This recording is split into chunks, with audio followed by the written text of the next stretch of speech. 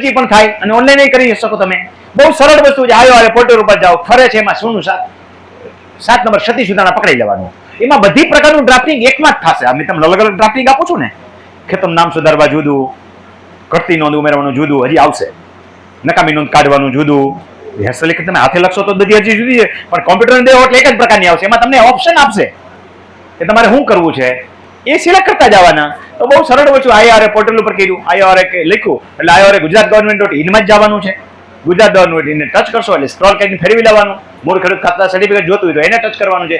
જૂના સ્કેન કરેલા 7 નંબરની કઈ વિગત હોય એમાં સ્કેન કરવાનું છે. 7 નંબરની સતી સુધારણા એને ટચ કરવાનું છે. ટચ કરશો એટલે મોબાઈલ નંબર જ્યાં ઈમેલ માંગતો ઈમેલ માંગશો, ઓટીપી આવશે, કેપ્ચા નાખશો એટલે આગળ વધશે. પછી ઓટીપી આવશે, એને આગળ નાખશો, પછી ઓટોમેટિક આગળ વધતું જશે. સીધું તાલુકો, જિલ્લો, તાલુકો, ગામ પસંદ કર્યો, સર્વે નંબર પસંદ કર્યો, નામ બામ બધું ઓટોમેટિક આવી જાય. તમને પૂછશે કે તમારે શું કરવાનું છે, કયા પ્રકારની અરજી છે. એને સિલેક્ટ કરશો એટલે ઓપ્શન જ આવશે તમારે શું કરવાનું છે.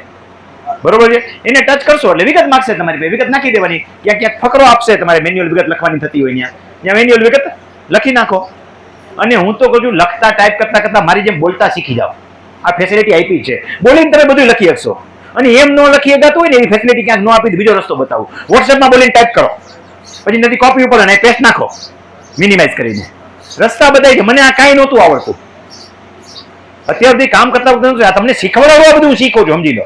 તો મારે જરૂરિયાત નથી, તમારા માટે હું આ બધું શીખું છું. તો તમારે તો તમારા માટે શીખવું જોઈએ ને, સમજાય?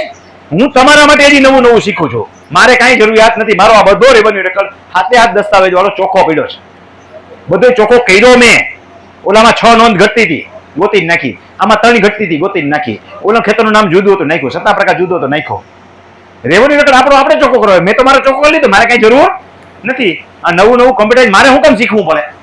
મેં તો મેન્યુઅલ હતું તેથી સુધારી લીધું છે. તો તમારે તમારા માટે પણ શીખવું પડે. આ બેઠા છો એટલા જ નથી કહેતો. યુટ્યુબમાં જે સાંભળે છે, ફેસબુકમાં સાંભળે છે, એને કહું છું કે તમારા રેકોર્ડ તમે આરામથી ચોખ્ખા કરી શકો. થોડું નવું આપણે શીખવું પણ યંગ જનરેશન જે છે ખોટા વિડીયો જોયા રાખે છે. એના કરતાં કંઈક સાચું જોવે તો શીખશે અને આરામથી કામ થશે. તો 7 નંબરની સતી સુધારણા ઓનલાઈન આરામથી કરી શકશો. જે માગે એ પ્રમાણે ડિટેલ દેતી જવાની છે એટલે સબમિટ કરી નાખો. અને આવું શીખવાનું કાંઈ ના આવડે તો એવું ખોટી નોંધો નાખ્યા રાખવાની, શીખવાની. એટલે તમને અરજી આવી જાય, પછી તમે આરામથી કામ કરતા થઈ જશો. સબમિટ નહીં કરવાનું. સબમિટ થઈ ગયું પ્રિન્ટ કરીને અપલોડ નહીં કરવાની. ત્યાં સુધી શીખા રાખો. આયો પોર્ટલ ઉપર આરામથી કામ થશે.